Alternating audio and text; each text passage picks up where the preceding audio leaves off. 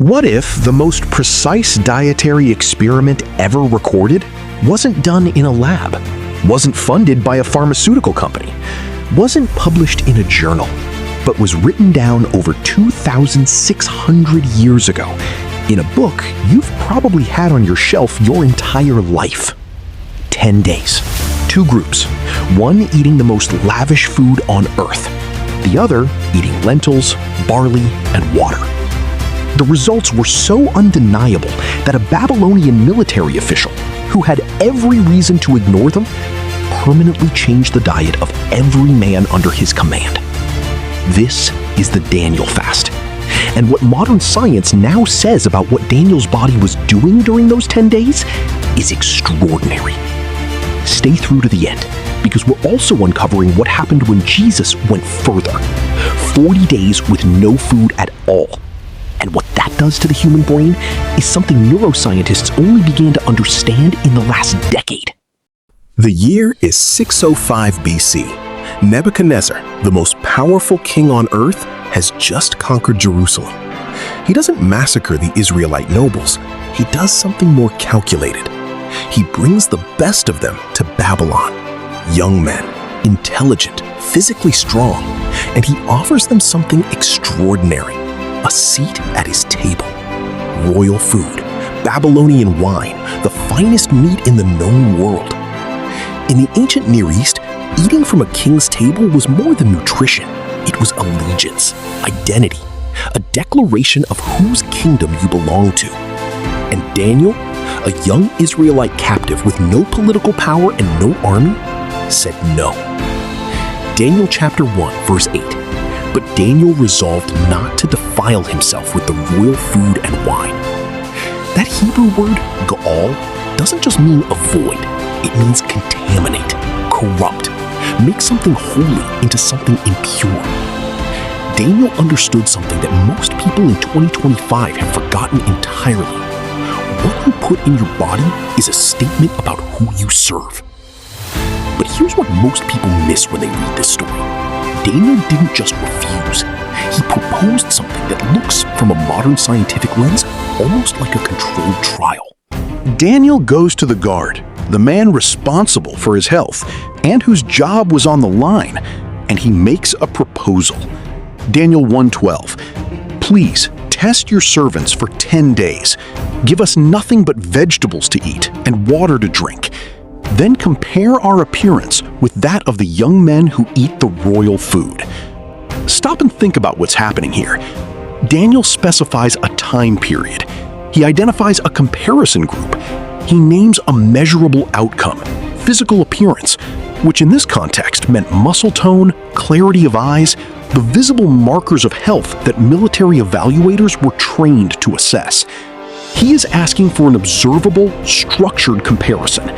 In 605 BC, verse 15, at the end of the 10 days, they looked healthier and better nourished than any of the young men who ate the royal food. The guard didn't just note this, he acted on it. Verse 16, he permanently changed the diet of the entire group. Now, here's the question your doctor would ask. What was Daniel actually eating? And why would lentils and barley beat the king's finest meat in 10 days? The Hebrew word used for Daniel's food is zeroah, pulse foods, legumes, seeds, whole grains, root vegetables. What Daniel ate was essentially what we now call a whole food plant-based diet. Lentils, chickpeas, barley, water. The king's table was rich in heavily marbled fatty meats, often from temple sacrifices, refined white grain, rich wine, high sugar confections, excessive salt. Now, here's where modern science becomes astonishing. A 2019 randomized trial published in JAMA Internal Medicine followed participants on a plant-based diet versus an omnivorous diet for 16 weeks. The plant-based group showed significant reductions in LDL cholesterol, measurable drops in inflammatory markers, specifically CRP, and improved insulin sensitivity. But 10 days? Here's what's remarkable. Within 72 hours of removing processed foods and inflammatory fats, your gut microbiome begins to shift. Within 5 to 7 days, CRP, your body's primary inflammatory marker, drops measurably. Within 10 days, the reduction in visceral bloating, water retention from high sodium foods, and oxidative load on your cells produces visible physical changes. What Daniel's guard saw was not supernatural, it was physiology. The Babylonian diet was doing something to those young men's bodies. Daniel's diet was stopping it. If your body is inflamed right now, if your joints ache, if your blood sugar swings, if your energy crashes after lunch, what Daniel's body was doing in 10 days is the same mechanism your doctor is trying to recreate with medication. But Daniel didn't stop there. Chapter 10, verses 2 and 3. At that time, I, Daniel, mourned for 3 weeks. I ate no choice food, no meat or wine touched my lips. 21 days. Not water-only fasting. Daniel ate, but stripped his diet down to its most basic form. No meat, no wine, no rich foods of any kind. Now ask yourself, what does 3 weeks of that do to the human brain?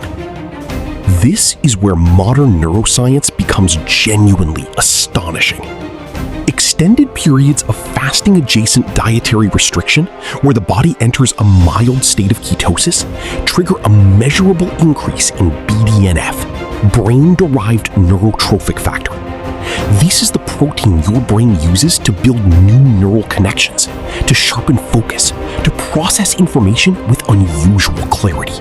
A 2024 study published in Frontiers in Neuroscience mapped the metabolic changes across 7 brain regions during short-term fasting.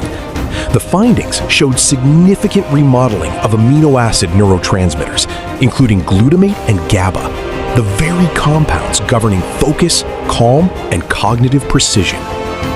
At the end of Daniel's 21 days, he has a vision of such clarity and intensity that those around him, trained soldiers, fled in terror. Was it supernatural? That's for you to decide. But the neurological conditions that Daniel had created in his brain over 3 weeks, the BDNF elevation, the reduction in neuroinflammation, the metabolic shift toward ketone-fueled cognition, are conditions modern neuroscientists now actively study for treating depression, Alzheimer's, and cognitive decline. Daniel wasn't just fasting for God. His body was running at a frequency most people never access. You are probably not living in Nebuchadnezzar's palace, but you are surrounded by the equivalent of the king's table.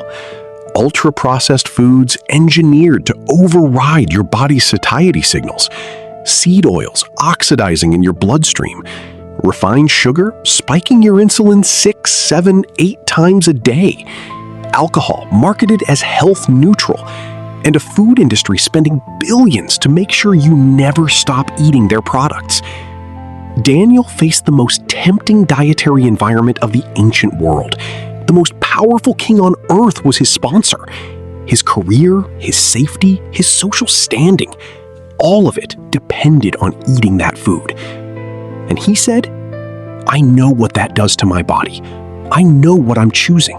Proverbs 23, 1-3. Solomon wrote, When you sit to dine with a ruler, note well what is before you. Do not crave his delicacies, for that food is deceptive. Solomon wrote it, Daniel lived it. The question is, what are you doing with it? The Daniel fast isn't complicated. It's not a proprietary program. It doesn't require a subscription.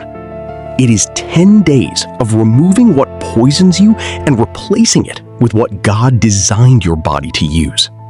Lentils, chickpeas, barley, whole grains, vegetables, water. And the science says your body will begin showing it within a week. Daniel's experiment lasted 10 days. His fast lasted 21.